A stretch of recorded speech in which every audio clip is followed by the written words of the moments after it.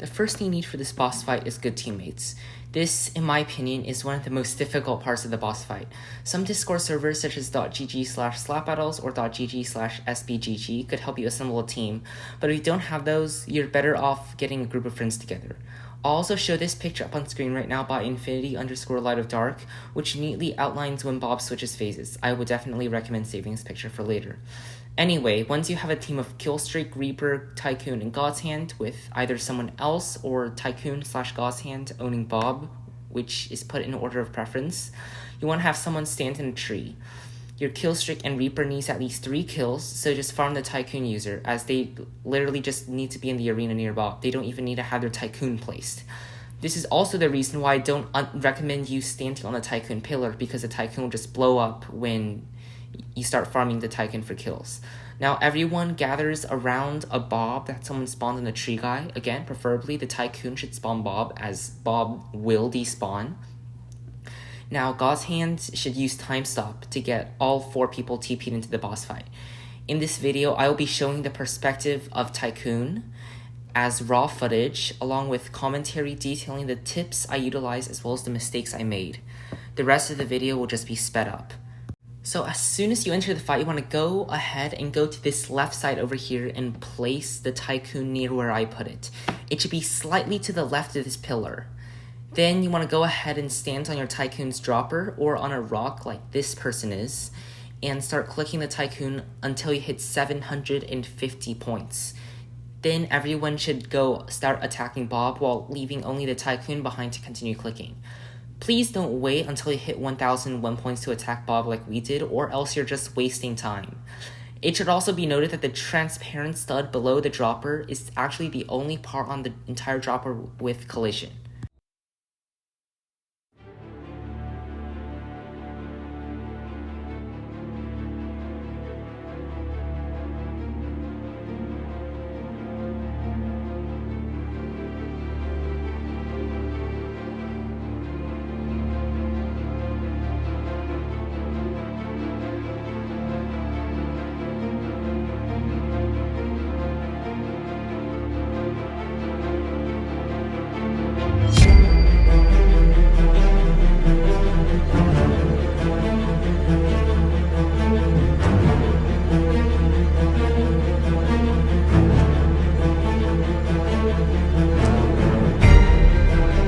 After you finish clicking the Tycoon, you should stand on the rocks over here just like I did, so that you don't spend too much time getting on the Tycoon. And also, if you mess up the cheese spot and you get hit by a shockwave, the pillar and the crystal will also block you from falling into the void.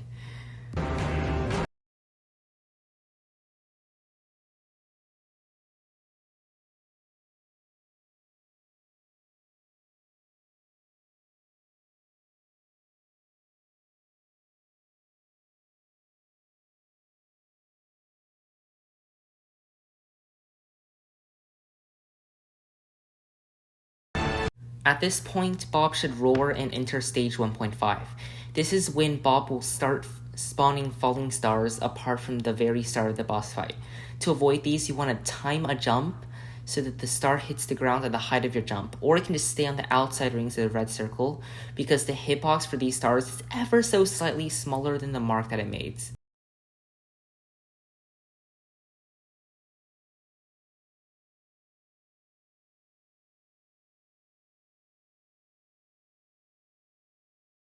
Saw there, I narrowly missed being flung by Bob because of an iframe. Basically, after you get hit in the fight, your character will flash white for around a second. During this time, you are unable to get hit by anything. You can use this to your advantage, such as being hit by a falling star before a big meteor strikes you later in the fight. Although, I just want to point out that what I did there is extremely risky. Although hitting the head does deal slightly more damage, the damage isn't really enough to make a big difference, and it near guarantees a flame by Bob when he swipes the middle of the arena, unless you leave the place beforehand, which just wastes precious time that you can spend dealing damage.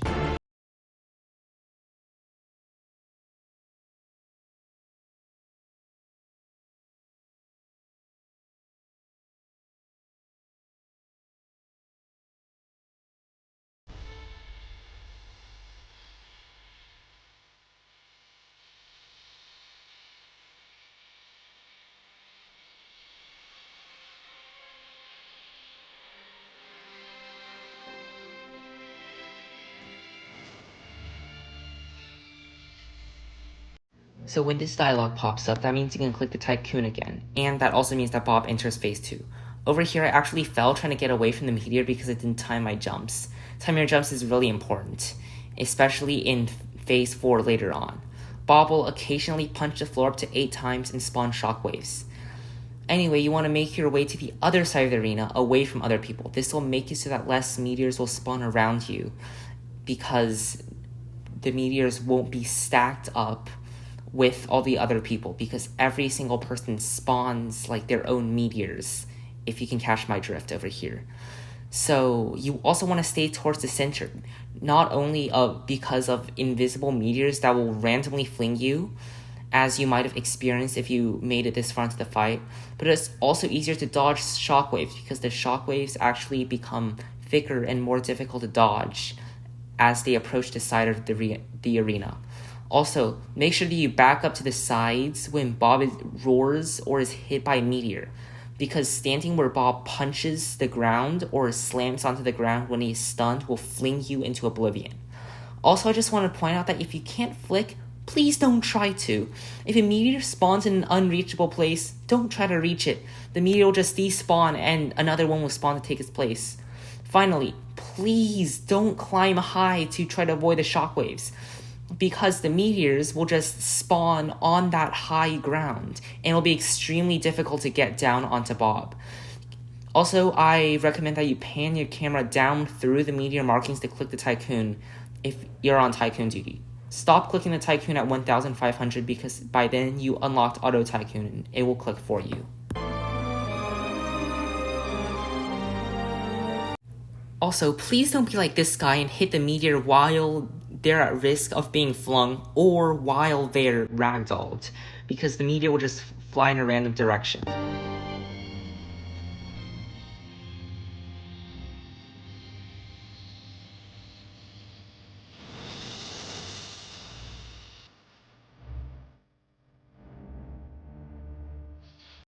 See what just happened?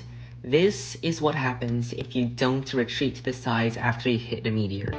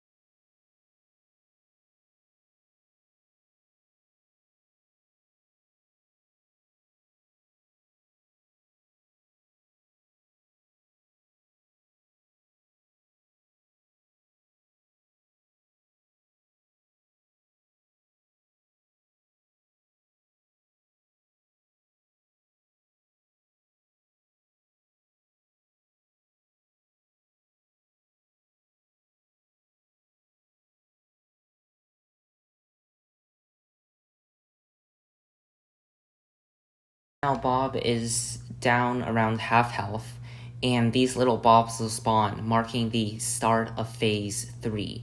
If you're a Tycoon or a God's Hand, please climb a pillar to stay safe from the bobs, because no big meteors will spawn during this phase. Killstreak and Reaper should go kill the bobs for kills, because not only do they get back some HP after every kill, but they're actually the only ones that can truly kill the bobs. Once knocked into the void by God's Hand or Tycoon will just simply respawn, and it'll just be useless effort. Killstreak should let Reaper get to 20 kills, then Reaper should let Killstreak get to around 74 kills. If Bob at this point is super close to entering phase 4, Reaper should just get the rest of the kills while Killstreak also avoids the bobs, because the 75 killstreak phase makes Killstreak lose all of their speed and power boosts, meaning that they deal less damage and they're more at risk of dying. Otherwise, Killstreak should aim to get 100 kills. This is also why Reaper should stop killing Bobs while Killstreak is grinding the kills. Here, I made a mistake of slapping Bob too much while he is down. Although Killstreak did get to 100 kills in the end, this does limit the amount of minions Bob spawns, and ultimately makes getting to 100 kills very, very, very risky for the Killstreak. Wow, either this god's hand is on Xbox, or he had his ability to read surgically removed. I've been screaming at him for the entirety of this phase to climb the pillar. Please don't be like him, you'll just die.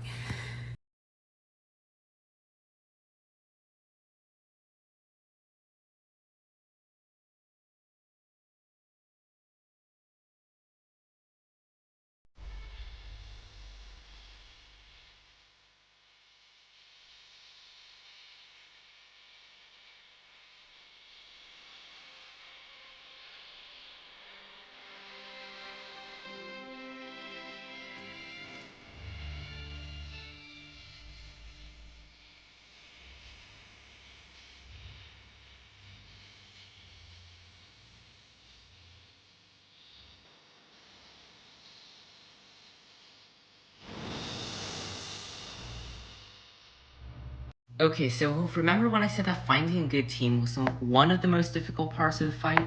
Well, now this phase 4 is the most difficult part of the fight, especially this first part. So once a hittable meteor spawns, you have approximately 30 seconds to hit the meteor successfully onto Bob to damage him.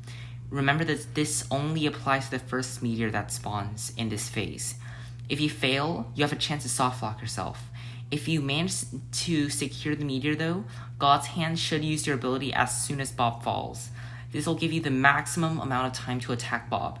Here, getting the rhythm is key. If you get hit by a shockwave, you had better hope your teammate can either somehow hit Bob with a meteor, or you somehow escape. If you find it difficult to hit meteors, you can aim your glove at Bob, zoom in, you want to climb halfway up the meteor before slapping. This allows you to clip inside the meteor's hitbox, and it gives you a much better control of the aiming. Nothing else much to say here, just lock in and dodge his shockwaves, I guess.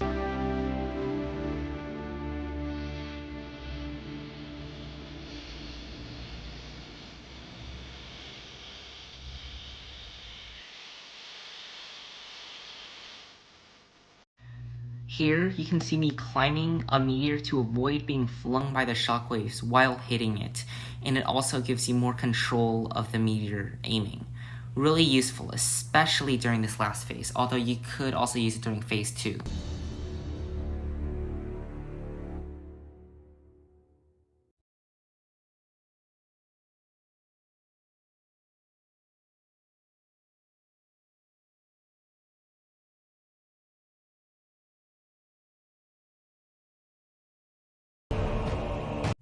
Now when this dialogue shows up, you've basically won. Now all you need to do is to eliminate all but one person to seal Bob. You also need to trust them so that they don't betray you and get clipped wings instead. Please never let a laggy person or an Xbox player seal. And also make sure the sealer has at least 2 remaining hearts. Also, please don't fight with the default glove. Although this is the intended method, I've seen duels lasting more than 30 minutes, which is actually longer than the boss itself. Just choose someone trustworthy and just have everyone else jump off.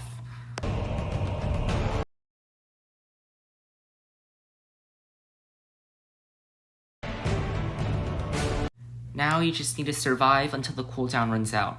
Then you want to click E to transform into Rob, and you just want to run towards the boss. Maybe get a few streenies like this guy did.